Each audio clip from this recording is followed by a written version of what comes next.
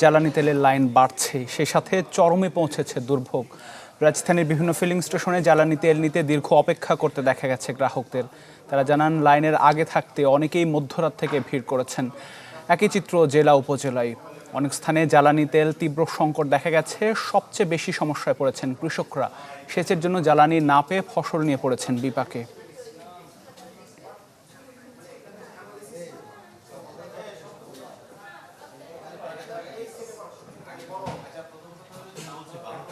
কি বুঝলেন ভাই? অনলি যেটাই চাই। দর্শককে নিয়ে আরও খবর জানাতে সিলেট থেকে যুক্ত হচ্ছেন সহকর্মী আজহারউদ্দিন শিমুল এবং একই সাথে ঝালকাঠি থেকে যুক্ত হচ্ছেন আরেক সহকর্মী রতন আচার্য। আমরা শুরুতে একটু সিলেটে চলে যেতে চাই। শিমুল, একটু জানাবেন, ঢাকা সহ সারা দেশে তো এই জ্বালানির সংকট রয়েছে এবং আমরা ফিলিং স্টেশনগুলোতে দেখছিলাম দীর্ঘ সারি। সিলেটের চিত্র কেমন দেখছেন ফিলিং স্টেশনে সেখানে?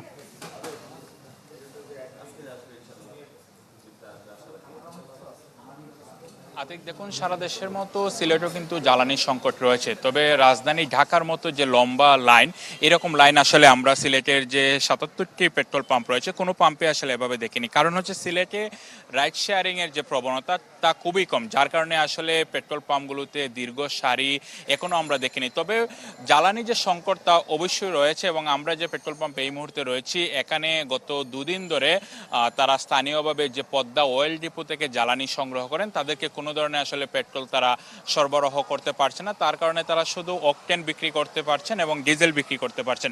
তাও তারা যেসব গ্রাহকরা তাদের এখান থেকে আসলে জ্বালানি সংগ্রহ করতে আসেন তাদেরকে তারা পুরোপুরি দিতে পারছেন না। আমরা যারা মোটরসাইকেল চালক রয়েছেন, যারাই যে পেট্রোল পাম্পগুলোতে থেকে জ্বালানি সংগ্রহ করতে আসেন তাদেরকে জিজ্ঞেস করেছি, তারা বলছেন যে 200 টাকার বেশি আসলে তারা কোনো পেট্রোল পাম্প থেকে নিতে পারছে না। তবে যারা পেট্রোল পাম্পের মালিকরা রয়েছেন তারা বলছেন তাদেরকে আসলে স্থানীয়ভাবে যেসব ডিপো থেকে জ্বালানি সরবরাহ করা হয় তা আগের তুলনা খুবই কম। যে জ্বালানি পেট্রোল পাম্পগুলোতে আগে 10,000 লিটার চাহিদা ছিল, সেখানে এখানে 1/3 অর্থাৎ 3 ভাগের 1 ভাগ দেওয়া হচ্ছে।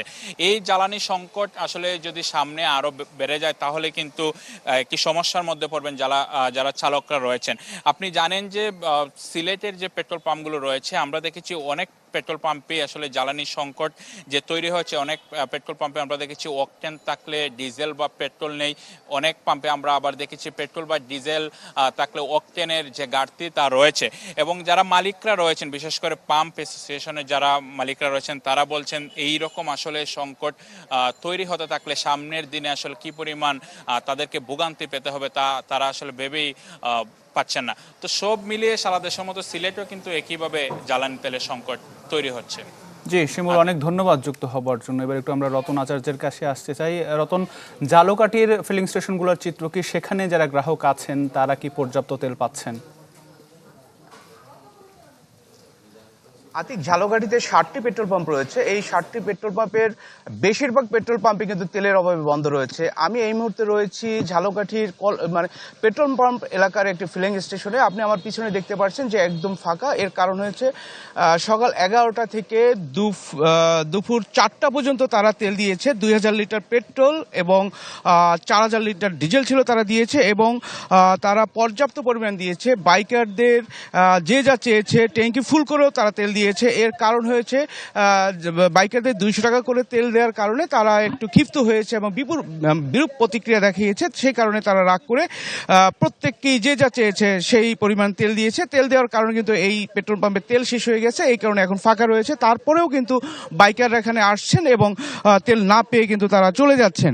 এছাড়া আপনি জানেন যে এই বিভিন্ন জেলায় যে বিভিন্ন অপ্রীতিকর ঘটনা ঘটে পেট্রোল পাম্পে, সেই পেট্রোল পাম্পের অপ্রীতিকর ঘটনা এড়াতে কিন্তু এখানে পুলিশ পাহারা দেওয়া হয়েছে। এছাড়া ঝালকাঠির যে 3টি ডিপো রয়েছে পদ্মা, মেঘনা, যমুনা, সেই পদ্মা, মেঘনা, যমুনার ডিপিতেও কিন্তু সেনাবাহিনী এবং আইন শৃঙ্খলা পরিস্থিতি যারা রয়েছেন তারা কিন্তু অপ্রীতিকর ঘটনা এড়াতে তারা পাহারা দিচ্ছেন। আপনি জানেন যে এই ডিপোর যে কর্মকর্তারা রয়েছে তাদের সাথে আমি কথা বলেছি।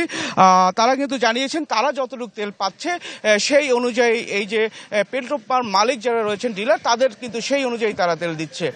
আতিক, সব মিলিয়ে এই ছিল আমার কাছে ঝালকাঠি থেকে সর্বশেষ।